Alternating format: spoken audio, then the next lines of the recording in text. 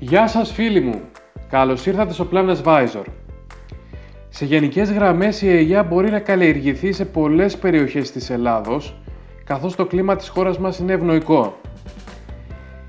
Είναι ένα πολύ ανθεκτικό δέντρο που μπορεί να προσαρμοστεί σε διάφορες κλιματικές και εδαφικές συνθήκες. Αυτό όμως δεν σημαίνει ότι μπορεί να καλλιεργηθεί παντού. Στο παρακάτω βίντεο θα δούμε τι πρέπει να προσέξουμε στην εγκατάσταση ενός νέου ελαιώνα. Πρώτα απ' όλα, πολύ σημαντική είναι η επιλογή της κατάλληλης ποικιλίας, η οποία μπορεί να προσαρμοστεί άριστα στις εδαφοκλιματικές συνθήκες του κτήματός μας. Δεν φυτεύουμε παντού κορονέικοι, φυσικά.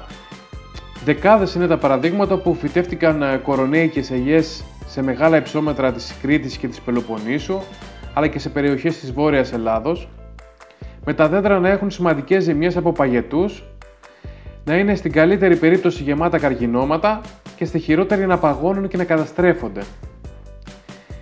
Γι' αυτό λοιπόν επιλέγουμε ποικιλίες τις οποίες γνωρίζουμε καλά ότι μπορούν να ευδοκιμήσουν στην περιοχή μας χωρίς προβλήματα. Σημαντικό ερώτημα αποτελεί το πότε φυτεύουμε.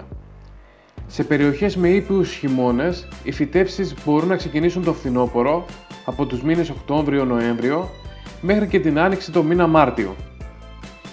Σε περιοχές όμως με παγετούς και βαρύ χειμώνα, επιλέγουμε το τέλος του χειμώνα, δηλαδή τέλη Φλεβάρι με αρχές Μάρτη, ώστε να αποφύγουμε τις ζημιές από παγετούς. Ένα δεύτερο και πολύ σημαντικό εξίσου σημείο είναι η ανάλυση εδάφους που ένα πολύ μεγάλο ποσοστό ελαιοκαλλιεργητών αγνοεί. Με την ανάλυση εδάφους μπορούμε να δούμε σε τι κατάσταση βρίσκεται το έδαφος μας, τη σύστασή του, το pH, την αλατότητα, το ποσοστό της οργανικής ουσίας και το ποσοστό του ανθρακικού ασβεστίου, ώστε να προχωρήσουμε στις κατάλληλες διορθώσεις και προσθήκες, με τη βοήθεια πάντα του γεωπόνου μας. Όσον αφορά τις αποστάσεις φύτευσης, εξαρτούνται κυρίως από την ποικιλία, τις εδαφοκλιματικές συνθήκες και τον τρόπο καλλιέργειας. Μία μέτρια πυκνότητας φύτευσης είναι από 10 έως 25 δέντρα ανά στρέμμα. Οι αποστάσεις που έχουν επικρατήσει είναι κυρίως 7x7, 8x8, 8x7 σε ξερικές κυρίως και 6x6 σε ποτιστικές. Ενώ πλέον υπάρχουν και πιο πυκνές φυτεύσεις, ακόμα και υπέρπυκνες, οι οποίες όμως πρέπει να τηρούν κάποιες προϋποθέσεις, ειδικά στην επιλογή φυτών που θα πρέπει να είναι από συγκεκριμένους κλόνους των ποικιλιών κορονέικη, αρμπεκίνα και αρμποσάνα. Προσοχή! Οι αποστάσεις φύτευσης μας ακολουθούν σε όλη την πορεία της καλλιέργειας, οπότε πρέπει να ξέρουμε καλά τι θέλουμε να κάνουμε και τι μηχανήματα θα χρησιμοποιήσουμε στο κτήμα μας. Ο προσανατολισμός της φύτευσης θα πρέπει να είναι από βορρά προς νότο για τον καλύτερο φωτισμό των δέντρων και για την αποφυγή καταστάσεων σκίασης στο μέλλον. Ελαφριά κλίση είναι επιθυμητή και βοηθάει στην καλύτερη αποστράγγιση του κτήματος. Οι λάκκοι φύτευσης θα πρέπει να ανοίγονται περίπου 50 προς 50, ώστε να φρατεύσει καλά το χώμα γύρω από τις ρίζες και η τοποθέτηση των φυτών γίνεται μέχρι το ίδιο σημείο που είναι φυτεμένα στο φυτόριο.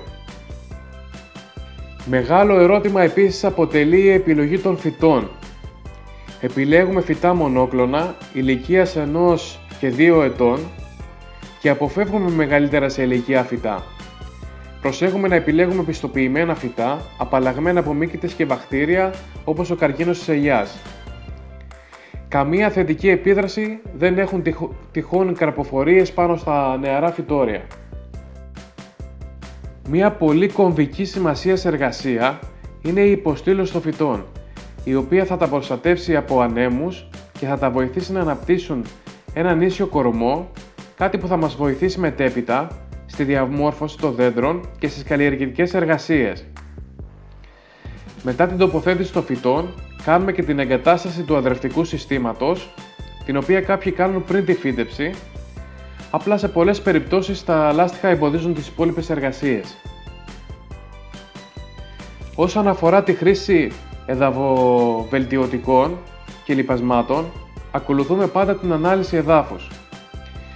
Για παράδειγμα, σε αμμώδη εδάφη που δεν κρατούν υγρασία, μπορούμε να προσθέσουμε ζεόλιθο ή εταπουλγίτη, μαζί φυσικά με την οργανική ουσία μας, η οποία μπορεί να είναι καλά χωνεμένη κοπριά ή άλλης μορφής, ώστε να μπορέσουμε να αυξήσουμε τη συγκράτηση νερού και θρεπτικών στοιχείων. Ή για παράδειγμα σε όξινα εδάφη με χαμηλό pH, διορθώνουμε το pH με την προσθήκη της ανάλογης ποσότητας γεωργικού ασβέστη. Κάθε αγροτεμάχιο είναι ξεχωριστό και με τη βοήθεια ενός καλού γεωπόνου μπορούμε να διορθώσουμε καταστάσεις αλλά και να βελτιώσουμε το έδαφος μας σύμφωνα με τις ανάγκες της καλλιέργειάς μας. Για τυχόν απορίες, αφήστε το σχόλιο σας στο βίντεο ή επικοινωνήστε μαζί μας στο παρακάτω email. Σας ευχαριστούμε πολύ!